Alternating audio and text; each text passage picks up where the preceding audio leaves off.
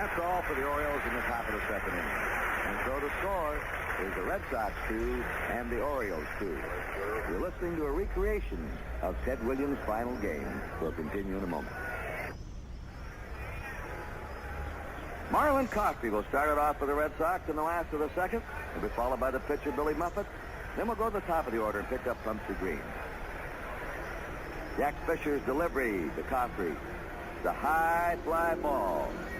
In the left field, Gene Stevens a little bit toward the line, waiting, puts it away for the first out.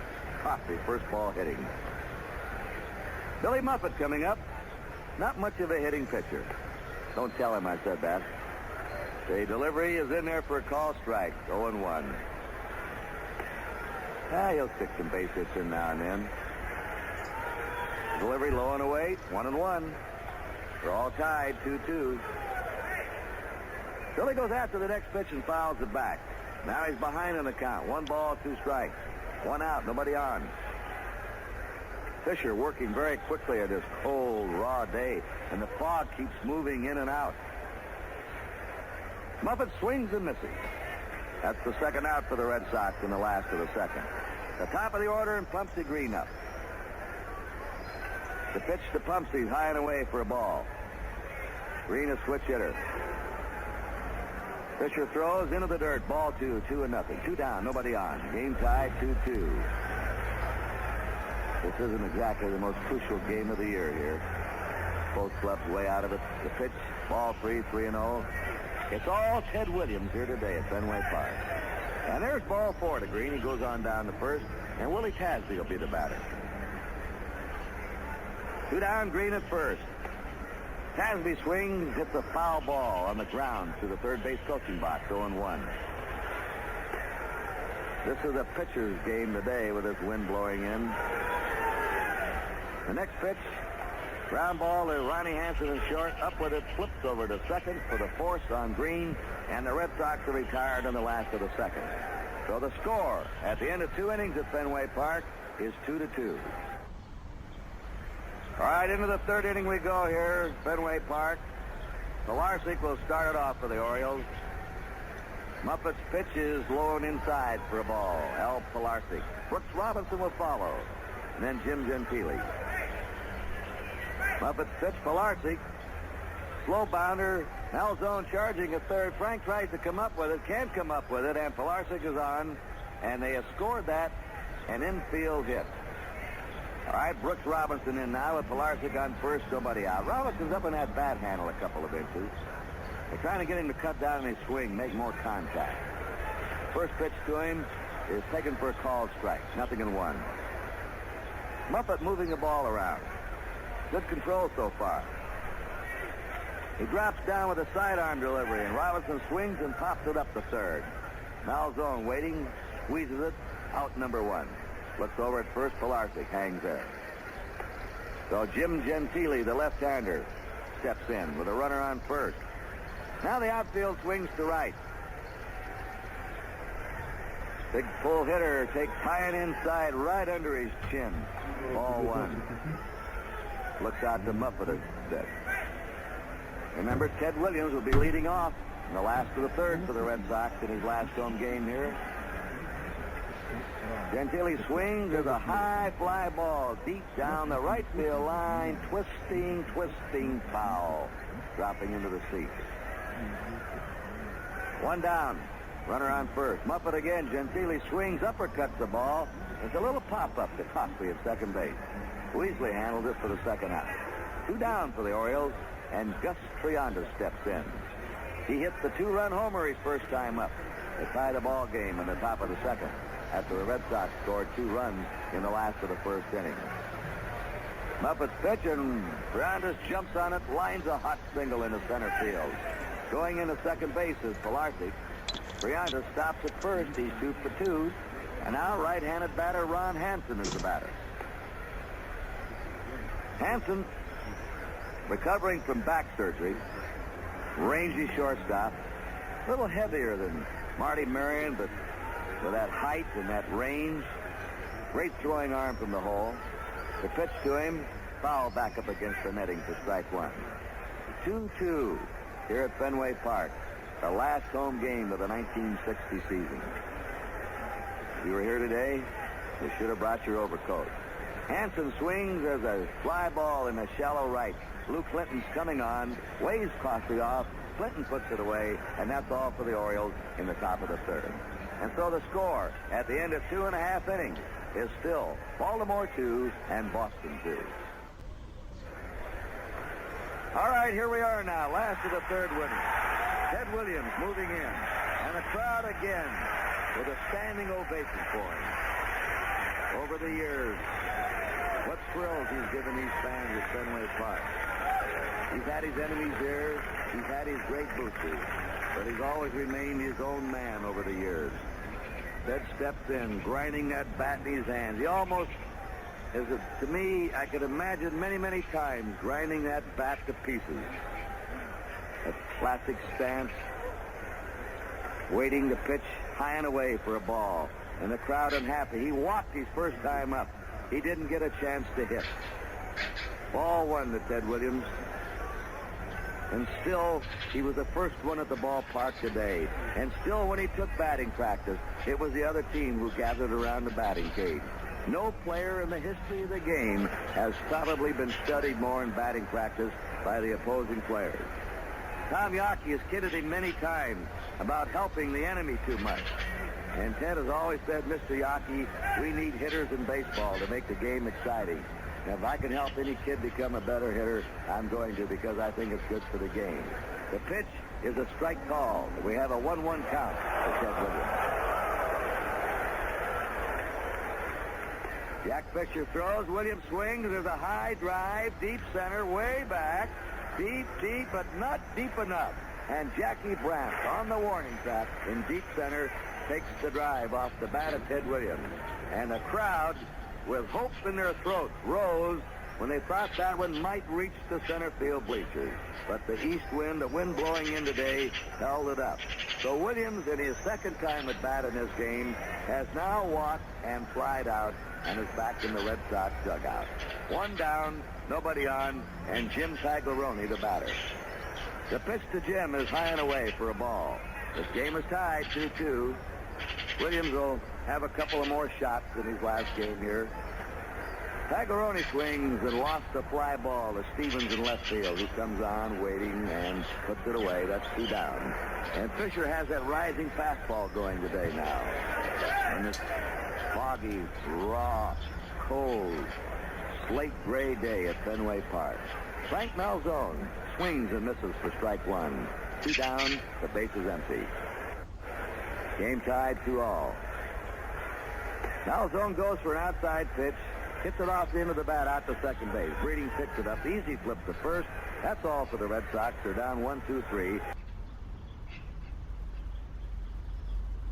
You've got your family here. You've got everybody that Becky just described. It's a bit of responsibility. You don't want to mess up your first shot. No, I mean, to be honest, he's been quite calm. There's obviously been way more media requirements and stuff that he's not been overly used to. Yeah. So he's been happy to do them and actually signing all the autographs and everything like that. He's honestly so excited. And when he stepped off the ball on the first two, we all went, oh my gosh, yeah. Oh my gosh. Oh, he did an all right one, actually, didn't he? He got going okay. But, I mean, it must mean so much to all of you, obviously, but the very fact that, you know, the first tee shot, but the fact he qualified as well for this course, what was that like, building up to would he, wouldn't he? Yeah, it's brilliant. You know, he's put some preparation in. Obviously, he's been playing other tournaments. I was at West Lancs with him when he played, so I walked those 36 holes, you know, wishing him well. And again, a lot of local support was there for him. So, yeah, the preparation was good. He played well there. And then he was just so excited to know then that he was coming here to play at his home course. Just a dream come true. Yeah, I mean, I heard him, he was being interviewed on 5 Live last night. We had done a recording with him when we played it out on the preview programme. And he sounds very level-headed. You know, he sounded completely in control of the situation. Well, he's played in a lot of competitions here, obviously, growing up. So I think he sort of almost has to treat it like it's not too big of a deal, whilst also realising how much of a big deal it actually is to be here. Yeah. But I think he's just trying to keep a cool head and just play his game like he usually would. Yeah, and I suppose the thing is, Kate, he's got to enjoy it as well, hasn't he? Because you don't want to go around with, what if? Am I going to do this? Am I going to do that? We always hear it from professional sports people, but I suppose someone in his position in particular, he's got to come away from it thinking that was great. Oh, we've all said to him the week will fly by. It'll go so fast. Yeah. So you just got to enjoy that. I know it sounds so cliche, you've just got to enjoy yourself. Yeah. And whatever happens, happens. And if he does really well, then it's a bonus. That's so it, he will isn't it? enjoy himself. Well, look, I'm always deeply conscious of when we stop people like you're not actually following him around the course now, so we'll let you go, but thank you so much for speaking to us, and what a moment. And I'm so pleased for you all, for such a moment of pride for your family as well, so thank you very much indeed. That was great, wasn't it, Rachel? What a moment for those guys. I was so nervous watching him on his behalf. He handled it so well, but what it must be like for family members watching as well, when you have absolutely no control over the situation. All you can do is just, your heart rate must be going crazy. I've just been given this by James Gregg, who's my wingman this morning. He's going to be one of our commentators. He was talking to John Murray last night, and he's just given me this line about Matthew Jordan.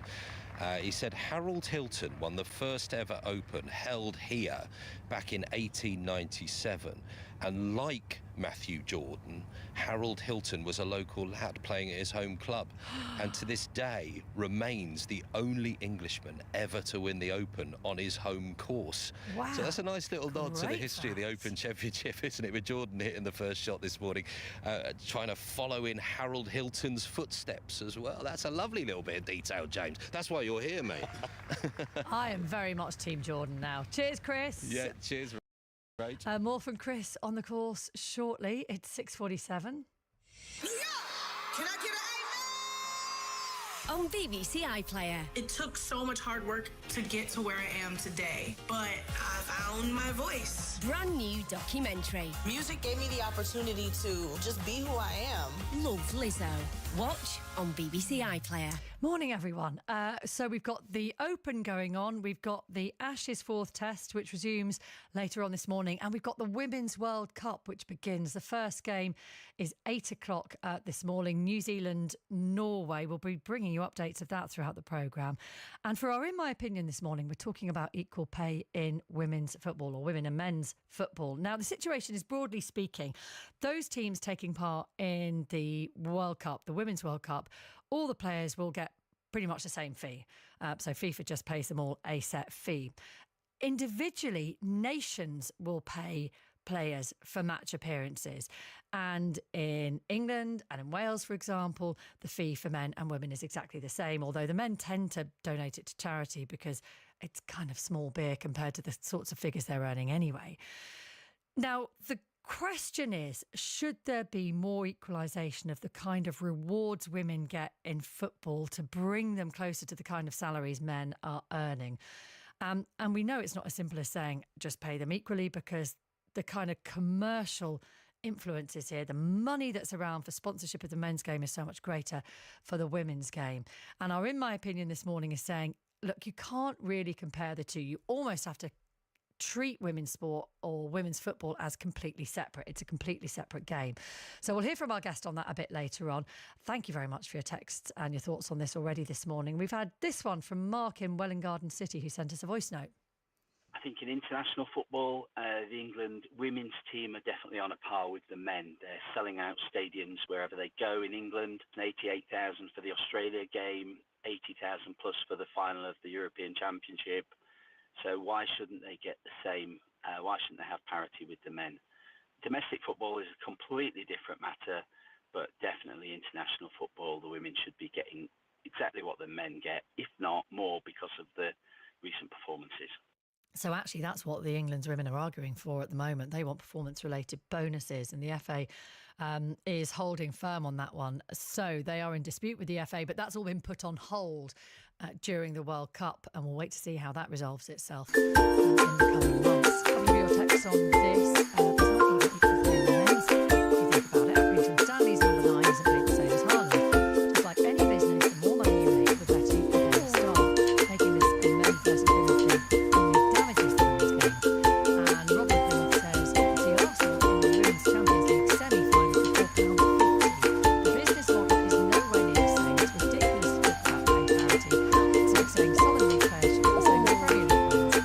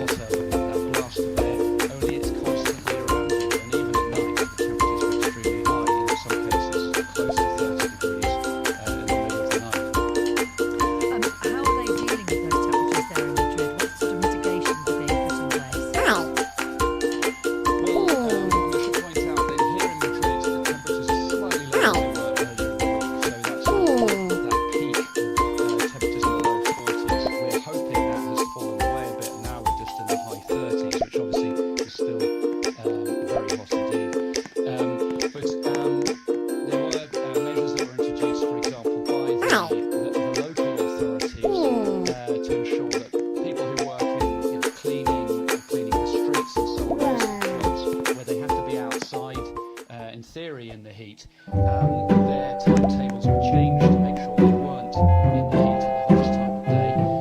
The homeless people were given special shelters. The authorities use shelters normally used for women suffering gender violence, and they're being made available some spaces for homeless people so that they wouldn't be out in the heat all day.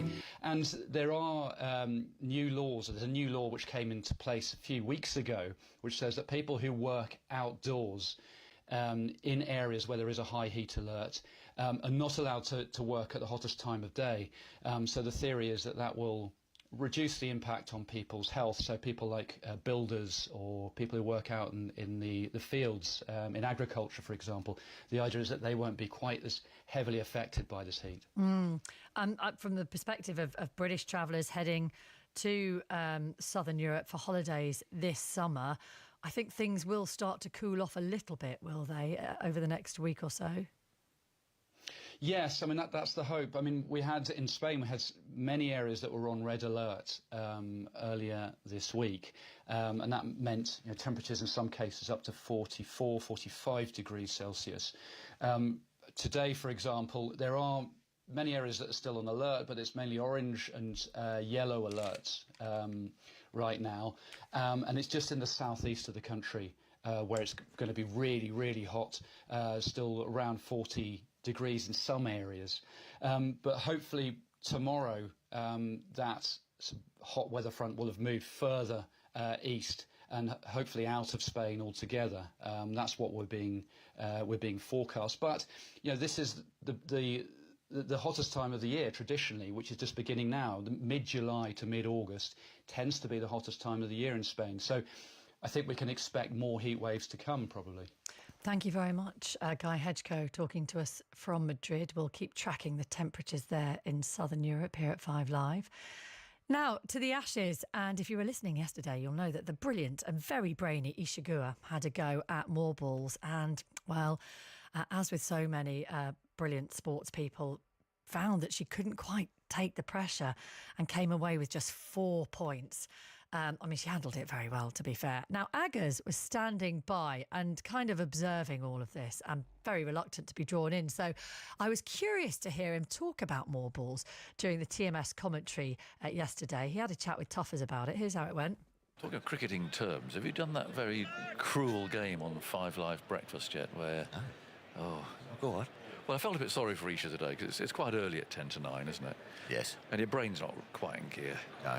And so they've got this game where they've got like Scrabble letters. Yeah. The tiles. Yes. In a bucket hat. Yeah. There goes Wokes. Bowls. Oh, that finds. Well, actually, it wasn't the edge. It was the back thigh, I think, there again, of Smith. He does get himself in some very strange places, and the ball there just went down to slip. 111 for 2. It's still Nelson. Yeah, that was a good ball. Yeah, go on. So anyway, so the idea is that that you have, I think, a minute. Yeah. And you go into the bucket hat and pull out a tile. Yeah. Which has one letter on it, obviously. Also, it could be a Z. Oh, there was a Z. Oh, was there? And you have to go for... Well, she went home. So, in other words, cricket. Right. Words within cricket beginning with that letter, but not names. Ooh, OK. Now, Johnny Bairstow leads at the moment, I think, with 16... Right, in a minute, because he went away and got double points. He went either rugby league or rugby union. Wow, yeah. Isha, and I did feel sorry for her because she had an X in there as well. Oh, X-ray. 4. X-ray. Here's Wood bowling outside the off stump, beats the bat. 4. She prods at it. 4. She got 4.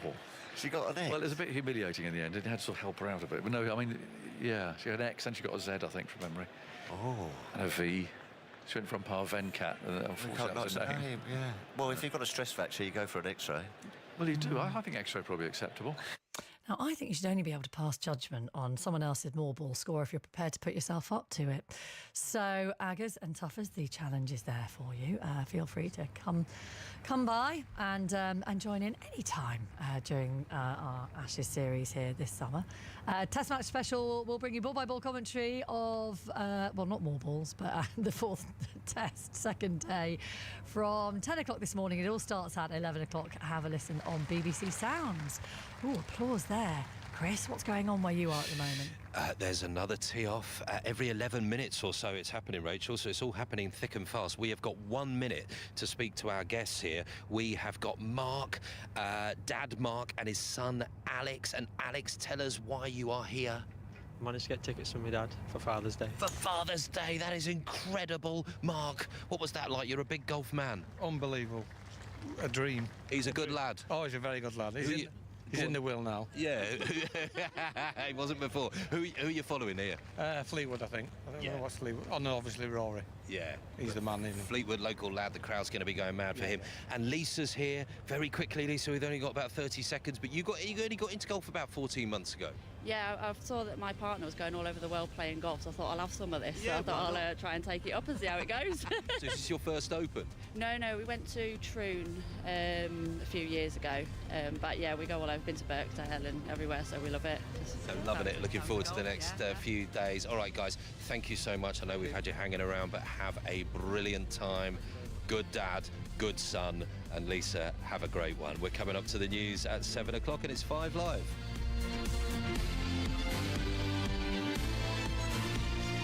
The voice of the UK. 5 Live Breakfast.